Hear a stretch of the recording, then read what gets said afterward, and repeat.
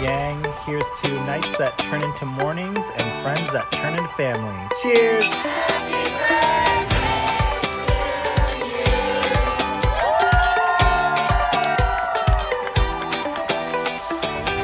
Hello, and welcome to the Friendship IRL podcast.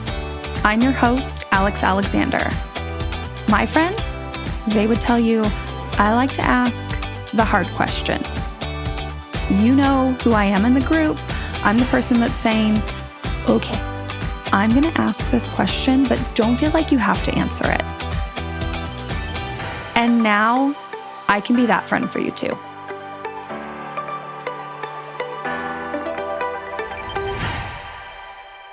It is no secret that a huge reason I started this podcast and my platform was my frustration with a lot of the mainstream advice and ideas when it came to friendship and community and connection. I would constantly read something or hear something and say to myself, like, why are we telling people to do that? Is that really serving us? Because truthfully, I think that there are so many pieces of advice and concepts and ideas related to friendship that we consider normal, like they're mainstream, and they are making our lives harder. So if we just did some small shifts, we could really set ourselves up for better connections and more fulfilling friendships. Now, I'm not sure if you follow me on TikTok, but I have really been diving into this idea of low maintenance friendships over there. And at first I was just kind of, throwing things out there because, again, some of the advice that I see makes me really frustrated. But what I found really quickly is that those 1 to 2 minute videos aren't really getting to the core of why this is a problem and, more importantly, what we should be doing instead. So thank goodness I have a podcast all about friendship because this gives me a longer format place to really dive deep into this. So in this episode today, I am going to dive into why I think that our current definition of low maintenance friendship is not serving us. Then I'm going to talk a little bit about what we can do differently. And specifically, I'm going to talk about how. You know, I love a how. How are we actually doing this in our everyday lives so that we can shift the way we're approaching low maintenance friendships? So with that, let's get into the idea of low maintenance friendships and the ways that we are currently talking about these friendships.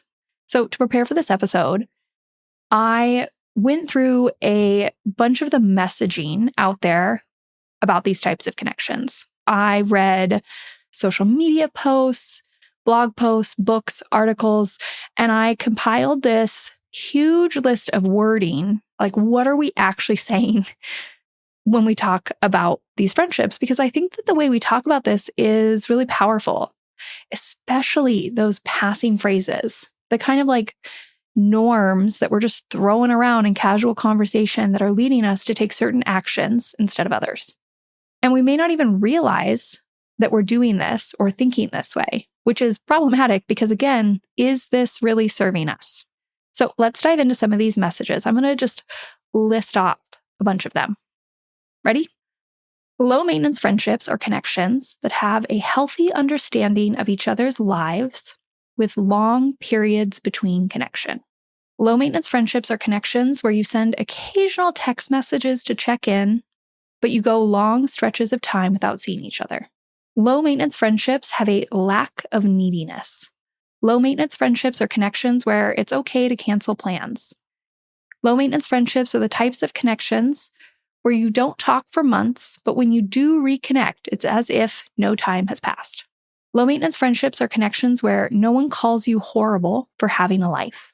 Low maintenance friendships have a mutual understanding and acceptance that we're living busy lives. They don't require constant attention or validation. In low maintenance friendships, you don't take less frequent communication personally. You're adaptable when you make plans, but you must continue being reliable. Low maintenance friendships have organic growth that evolves naturally over time.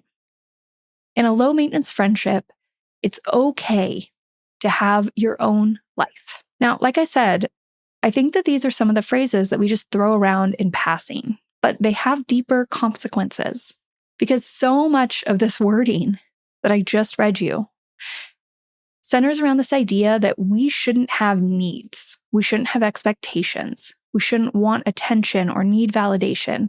And at the end of the day, if that is our expectations of our friendships, why have them at all? Isn't the point of friendship to have people who cheer us on or support us or laugh with us, even if it's just about those silly random things that we send each other, or to encourage us to keep going? Isn't the point of friends to have someone who cares about the book you're reading or the trip you're going on, to create memories and share in moments of life together, to support each other, to know one another, to feel seen? And so much of this idea of low maintenance friendships is just about denying that we matter, that we want to be seen, that we want to be supported, denying that we have needs, and that we would like even just a little bit of attention or validation. So when I read all those casual phrases that we're throwing around, I think to myself, okay, so what you're telling me is we want friendships where we're going to make ourselves so small and so insignificant, where sometimes we'll remember each other. And that's really what we're going to find fulfilling? Like, I don't understand. What are we doing here? There's also this idea that low maintenance friendships should, again, be so low maintenance, so low requirement, low attention. But there's this fine line where you can't be neglectful as a friend. Like, one of the articles talked about being a neglectful friend as someone who isn't putting effort in, who isn't showing interest, and who isn't reliable. So now I'm standing here looking at this, like, so what I receive from my friend, if they don't do enough, I can just deem that as neglectful. But they also aren't supposed to do too much, because then they want attention or validation or support. So what is enough? What is the line? We're all trying to live in this impossible zone of not the neglectful friend, but not the too much friend, the perfect low maintenance friend. And that seems like a really small zone that we're trying to exist in. And it's a zone that we don't have a lot of definition around. Like, what is the line where you become a neglectful friend? What is the line where you become too much? And how much energy are you really spending on trying to stay perfectly in that zone, to be just right, instead of allowing what is to be? It's almost like if you do that, if you worry about trying to stay in that zone, you're probably spending an exorbitant amount of energy overthinking and worrying about staying in that zone instead of actually investing in your friendships. Like, real talk question, how much time are you spending worrying about your friendships, feeling anxious that you are too much or too little, feeling ashamed or guilty if you're showing up in the right ways? And if you took that time that you are worrying or feeling these really overwhelming feelings and you just took action in your friendships, wouldn't that make things easier? Not to mention that lack of time is a huge reason people tell me that they're not investing in their friendships. So if you got rid of the time that you spent with all these intense feelings and instead you were just taking small actions, wouldn't that also get rid of the time issue to some extent? It seems like this very narrow window of being a low maintenance friend is actually not that low maintenance. The reliability piece specifically also just really gets to me, because one of the definitions of a low maintenance friend was that it's okay to cancel plans, but that you need to continue to be reliable. So what does that look like? Like, I can cancel plans with my friends, but I need to reschedule so that maybe we can cancel again. Or do I need to voice that I wish it had worked out this time? Like, is that what being reliable is? Telling you that I can't make it today, but I really wish it had worked out. Is that how I'm supposed to be a low maintenance friend? Some of this just doesn't make any sense.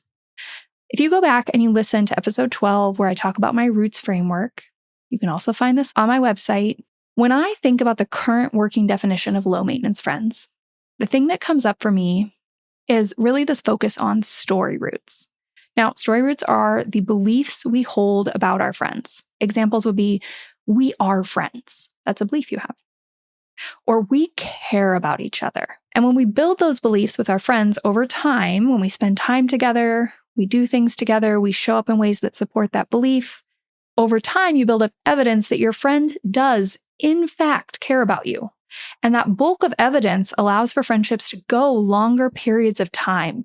Because although you may not have recent evidence that says they care about me. It might have been months since you've heard from them, since you've talked from them, and it's easy to just reconnect because of that bulk of evidence and roots. So for example, when you have that catch-up phone call, it's really easy to ask the right questions because you know a lot of things about your friend.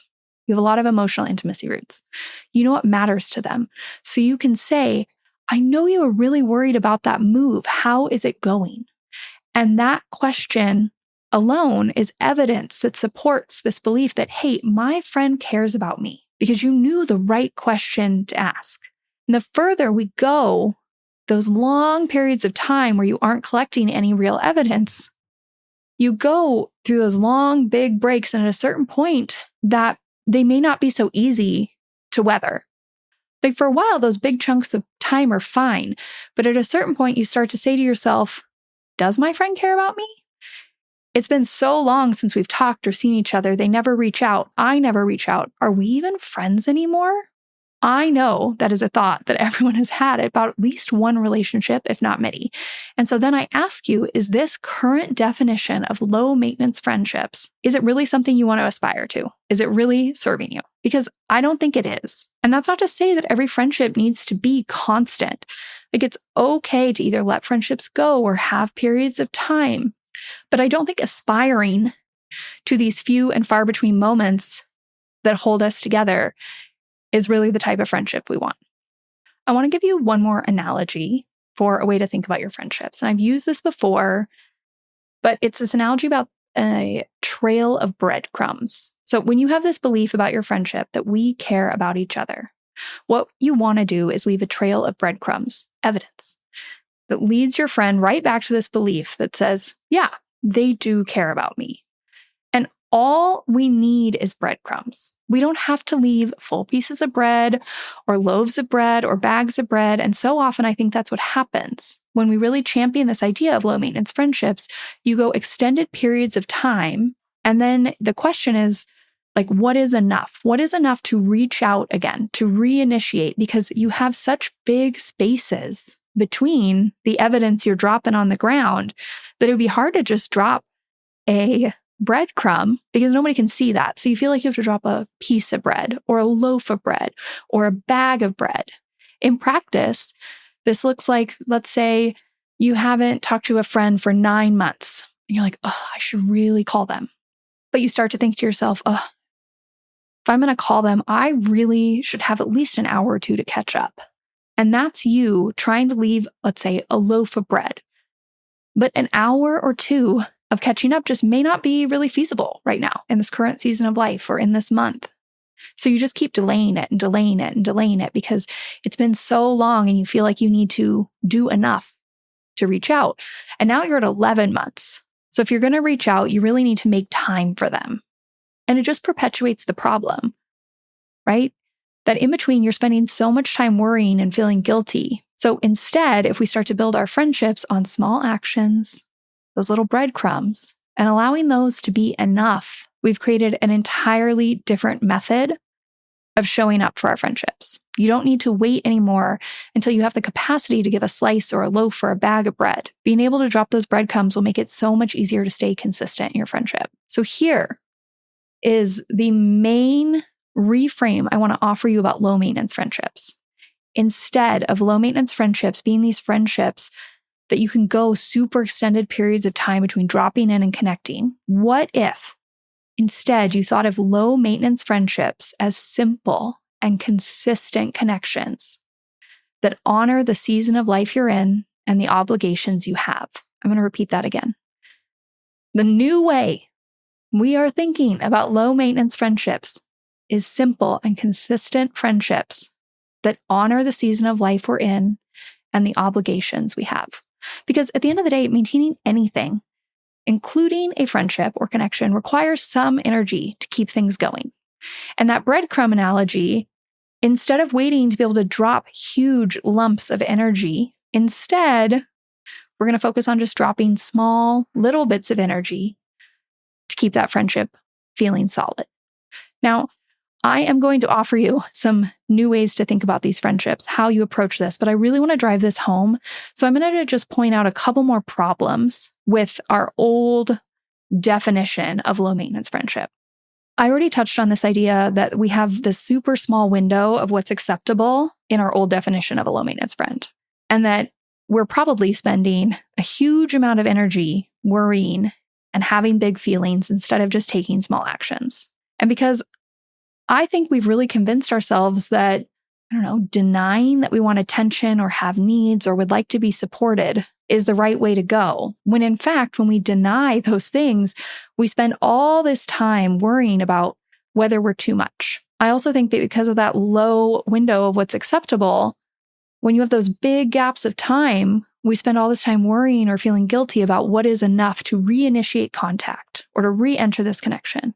And I think when we do that, when we do have a need or ask for support or validation, we go home and we wake up the next day with this vulnerability hangover because we feel like we're too much. And that's a lot of time. It's just a lot of wasted time and energy.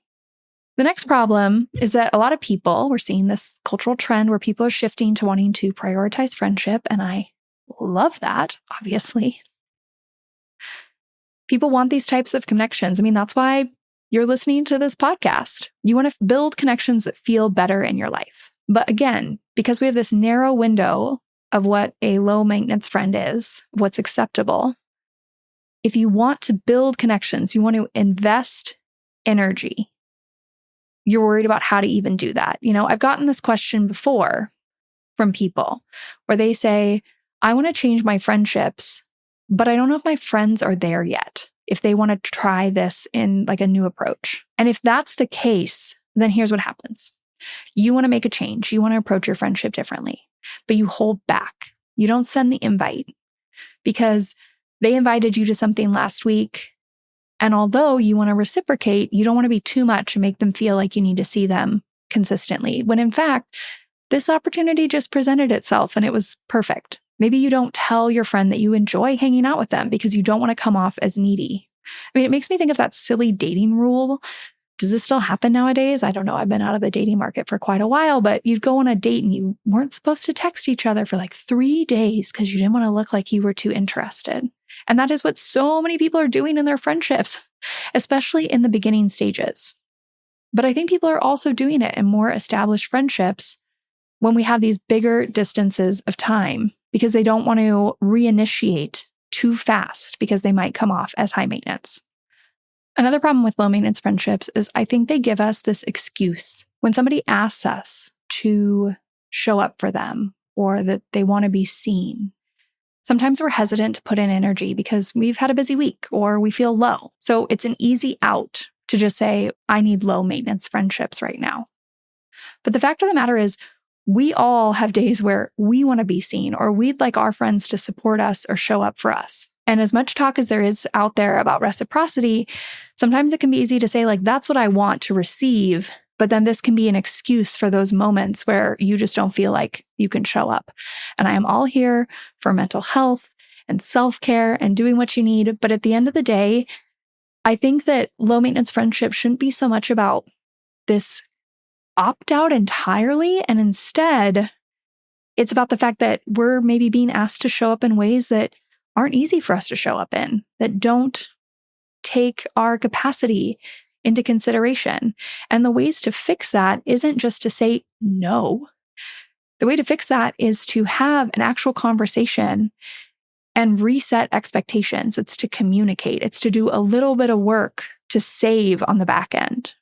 Like if we just spent the energy and the time to do a little bit of reflection, it would save us all so much inefficient time and energy and work that really just isn't hitting the mark with our friends. It could be as simple as saying, what do you need from me in this moment? And then doing just that instead of getting all in your head about all the ways you should show up. At the end of the day, I think we think that low maintenance friendships are saving us time and energy. But really, there is so much happening on the back end or internally that's actually costing us. And if we really just honed in and got realistic and honest and communicated and reset expectations, we would actually save so much energy and we'd end up with friendships and connections that are truly serving us. So now that I've really honed in on these problems, I want to dive into what would simple and consistent connections look like in our everyday lives? Like, how are we doing that? And a couple reminders before I list off the hows. I want you to remember that this is an entirely new approach. It's new habits, new skills, new practices. And just like when you rewire your approach to anything, it's going to take time before it's automatic. So it's going to take you a little bit of effort and energy in the beginning to rewire your brain to approach it this way. Don't get mad at yourself. If old patterns start to creep in, just start over and try again. Next, I want to remind you that so much of this centers around this idea of what is enough. What is enough to receive? What is enough to give? What is enough of a connection within this relationship? What do I actually need here? What does my friend actually need here? And what is the simplest, easiest way for me to show up for my friend? What is enough? Because this old definition of low maintenance friendship really focuses on this kind of all or nothing, when instead, what we're now looking for is these little breadcrumbs that build up into an extensive trail. So what is enough to drop a breadcrumb? What is the simplest, easiest action you can take? Because if you can do this, if it feels simple and easy, it is easier to show up consistently. And consistently, by the way, does not mean every day. It could mean every week, every month. And I would bet that in a lot of your friendships and connections, once a month is more than you're getting now. That instead of trying to drop those pieces or loaves or bags of bread once or twice a year, every few years that you're expecting will hold your friendships together. Once you sit with this idea of what is enough, which is probably a working definition, by the way, you'll probably need to adjust what is enough in different seasons of life. But once you adjust that and you can switch to these simple and consistent ways of showing up in your friendships, it's a lot easier to show up more than once or twice a year.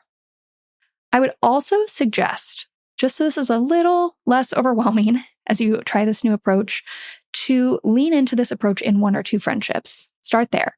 And maybe mix it up and pick one local friendship and one long distance friendship, because the how might be a little different for each of those.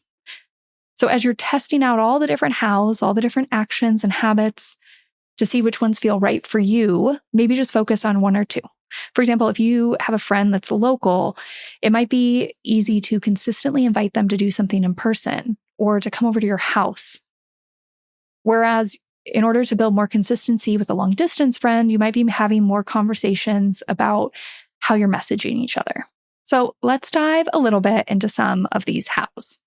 One of the first places you can look to create a little more simplicity and consistency would be scheduling. Now, there are a couple ways to schedule in your friendships, one of which is just scheduling yourself, like setting aside 10 to 15 minutes on your calendar the same way you would a therapy appointment, and using that time to reach out to friends or make plans or hit dial and call a friend, send a voice memo, send an invite. But another way, and honestly one of my preferred ways, is to use scheduling to actually create reoccurring points of connection with your friends. This could be as simple as every Saturday at 8 a.m. we're going to connect. Whether that's a text message, a voice memo, a phone call, a FaceTime. Maybe if you live locally and you're able to go on a walk, but 8 a.m. on Saturday is your block. And even if that text message alone isn't sustainable, even if you cancel, this goes back to that reliability idea. Even if you cancel, let's say 2 weeks in a row, you come back on that third week and it is dependable. It is reliable because you have built that into your friendship. And I would bet that if this is a friendship where you even canceled half the times that year, that you would still have 24 touch point moments where before maybe you relied on that once or twice a year, 1 hour long phone call. So if you do a little bit of the upfront work and schedule your connection to make it reliable, even if you cancel, you have created a much simpler and more consistent way to stay in touch with your friend. Now, another tactic, and this one feels almost laughable because it's so simple, some of these are so simple, is to actually be social online. When you are scrolling mindlessly, make a commitment to yourself that for the first 15 minutes that you're scrolling in bed, you are actually going to engage with your friends. You're going to take a second and you're going to do more than just a like. You're going to leave a comment. You're going to send them a DM or a voice memo. And in doing so, you're actually going to message about the things that they're sharing about their life. Suddenly, social media becomes a prompt for connection instead of just mindless scrolling. And in doing so, you're creating all these little breadcrumbs and touch points that make it easier to initiate contact. Because when you send that DM or make that comment, it might lead to a bigger conversation. Another tactic for simplifying your friendships. I've talked about this on social media if you follow me, but the tactic is to get rid of pleasantries in your conversations with your friends. So if you normally start every message with your friend with, "Hey, how have you been? Da da da da da. It's been a week or two. What's new? Hey, by the way, here's this recipe that made me think of you." That's a lot to respond to. And somebody who realizes they're going to have to send a 5, 6, 7, 8 paragraph response is probably going to put that off. So instead, what if we just stop doing that? Normalize ignoring the pleasantries to start. Instead, just send the message, the recipe that you were going to send, or the photo that brought up the memory, or this made me think of you. Just send it. Because if you allow yourself off the hook from having every single text conversation have to have those pleasantries, you are way more likely to send those messages. And if you did that, even 5, 6, 7 times, at some point it'll lead to a, "Hey, how's your week been?" And you also have all this built up connection. You have created more opportunities where the conversation is just naturally, easily started with jumping off points, but also the expectation that it's okay that you don't have time every single time we talk to have a full catch up, and that you don't need to put off sending the thing that makes you think about your friend until you have the time to respond to their, "Well, how are you?" message. Another way to simplify and create more consistency with friends is actually to just talk about, how are you sending messages to each other? I've done this quite a bit recently with friends. I've had a lot of switch ups, some moves, some new kiddos, some new jobs, and maybe where text messages or FaceTimes once felt easy, that no longer is the case. And instead of fewer and far between, what if you tried out an alternative mode of messaging? Voice notes or Voxer, Marco Polo, any other app that feels easier. This could even be social media. Again, being social on social media. Because in different stages of life, it can be easier to actually look at like the practical, how are we sending the messages? And shifting that might make it much easier to stay connected to one another. I mean, I know I've said this to friends, like we use Marco Polo, me and some friends, and I'll say to them, I don't even need for you to necessarily be looking at me. I don't need you to hold the phone in front of your face and talk to me. You could put your phone in the cup holder while you drive. And suddenly, just removing that barrier of having to take the time to hold the phone face to face might make it more accessible for somebody to send the message. Like resetting that expectation and making it even simpler might mean that you actually get a response. Another example would be kind of not tweaking the method, but having kind of a go-to message. So I have another friend and we've made it kind of a goal to basically check in on our weekend plans. If nothing else throughout the course of the week, we ask what we're doing each weekend, because honestly, it's probably something we're excited about, or it's rest, or maybe life is just so overwhelmed that it's work. But we will just send a "what are your weekend plans" message. And it's an opportunity for us to talk about what we're doing for 30, 45 seconds. It's easy, it's simple. We know what we're going to ask to each other. And because we're dropping breadcrumbs, that makes it easier to shift into bigger conversations on weeks where we feel like we have more capacity. Now I want to talk about some tactics to simplify when it comes to getting together in person. And a lot of this has to do with just folding into each other's lives a little bit more, instead of feeling like you have to make space for dedicated time together. What do I mean by that? The first one is just tapping into this idea of simply existing together instead of making everything into a big production. So for example, if you're traveling to meet up with friends, instead of planning a big trip with multiple reservations and offsites and transportation to organize, what if you just say, "Hey, can we travel and like hang out? Can we keep it simple?" And that alone might make it more attainable time-wise to get together, because the planning beforehand is way less. You both need to get to the same location and you're just going to do whatever. It may not be exciting to get to spend some time together. Like, what is the easiest way for you to get together? In a more local friendship, that might be the idea of instead of making dinner reservations, you just invite a friend to come over and hang out in your backyard or go run an errand, taking your kids to the park, just doing those day-to-day things together instead of always needing it to be a big production, to find a time slot that is solely dedicated to one-on-one focus time. Like, don't get me wrong, I love one-on-one focus time with my friends, but it can be hard to find. And therefore, what is easy? Another way when it comes to creating time with friends is to focus a little bit on those shared experiences together. Sometimes I think that there can be a lot of emphasis put on sitting down and catching up and sharing deeply. And sometimes that feels easy or needed. But other times when you ask yourself, what is enough? Is it simply enough to just go on a run or go to Sephora together or go on a walk or go bird watching? Can that be enough? Because if you don't have the energy today for some deep conversations, but it would be enjoyable to spend time together instead of canceling, then perhaps you do an activity that you both enjoy that will bring you some happiness. Can that be enough? Because that is a way to fold each other into your lives instead of having to always carve out dedicated time in a busy season.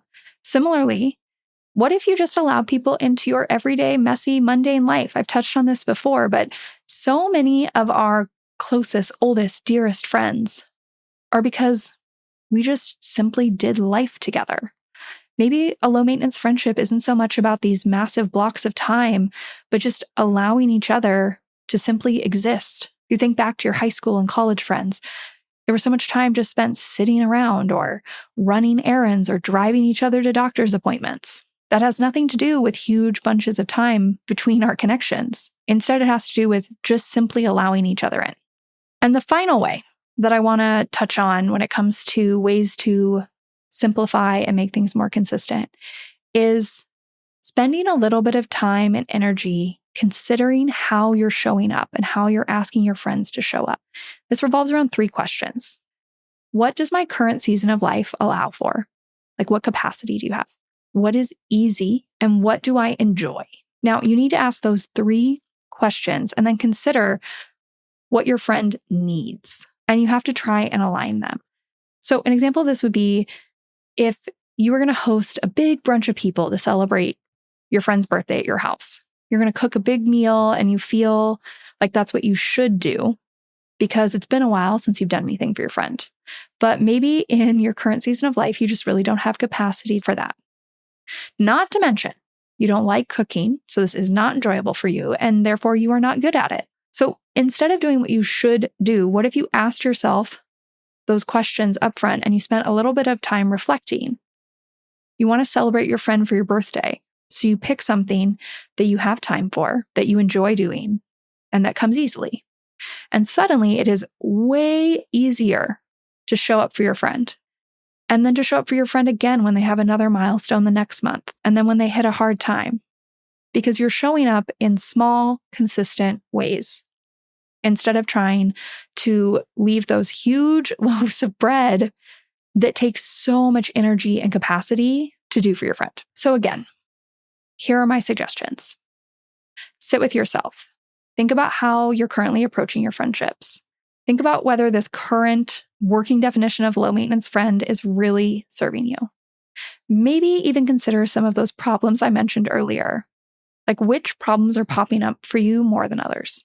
And then when you've decided you want to try this new approach of simple consistency, pick 1 to 2 friendships to start trying to implement this in. Think about the examples that I gave you. But also remember that there are so many more ways to simplify. And if you really let that what is enough or what is the easiest way for me to show up here be your guiding questions, I'm sure you will come up with many more examples. And then start trying those out for yourself, because some are going to stand out as ways that you can show up in this current season of life that feel easy and simple. And others are maybe going to be put on the back shelf. Perhaps you take this a step further, because I haven't really touched on this yet. Perhaps you take this a step further and you have some conversations with your friends, because a lot of this is going to be you leading the way with this simple and consistent actions. And maybe you tell them, I would love to feel more connected with you. I'd like for our friendship to feel easier. I don't want to rely on those big moments. And then both of you can try and implement these small, consistent actions into your friendship, where you both create this trail of breadcrumbs and a strong foundation that gives you evidence that you care about each other. An added perk of this is that when you start doing this in your friendships, you'll find that your friendships feel more adaptable as life changes happen, because you're not having to rewrite these huge, grand gestures. Instead, you're just spending a little time reflecting and shifting those small actions. I think at the end of the day, we all want friends. The point of having friends is to have people who care about us, that we can spend time with, that we can have fun with, that we can show up for each other, support each other. And although life is busy, I get it. Friendship should be a source of reprieve. And currently, the way that we're defining these low maintenance friendships, the reprieve that we're getting is just a lack of connection.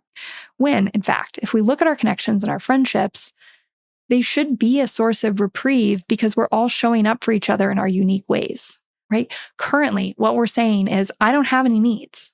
Currently, what we're saying is that we don't want anyone to call us horrible for having a life.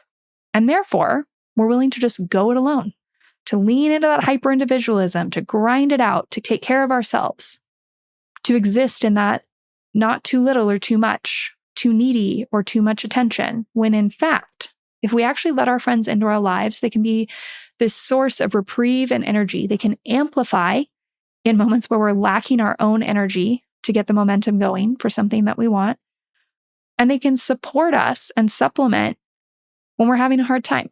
An example of this would be, let's say you want to make a big life change. And in order to do that, you need to invest hours and hours of research into figuring out how to make this happen. And you can do that. You can invest hours and hours of research figuring it out all on your own.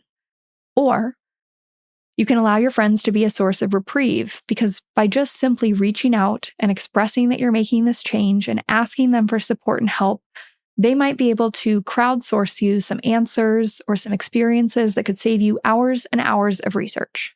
That's what I mean by reprieve.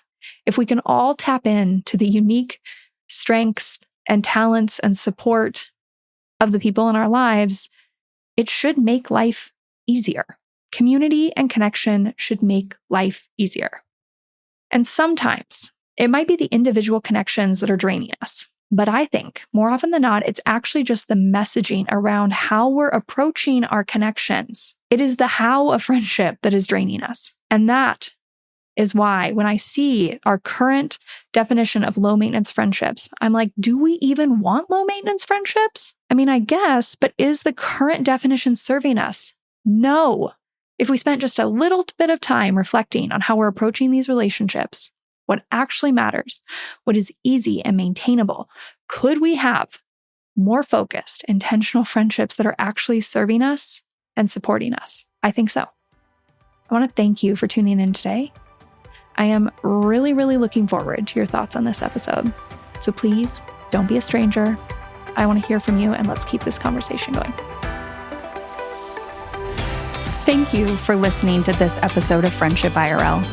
I am so honored to have these conversations with you, but don't let the chat die here. Send me a voice message. I created a special website just to chat with you. You can find it at alex.chat.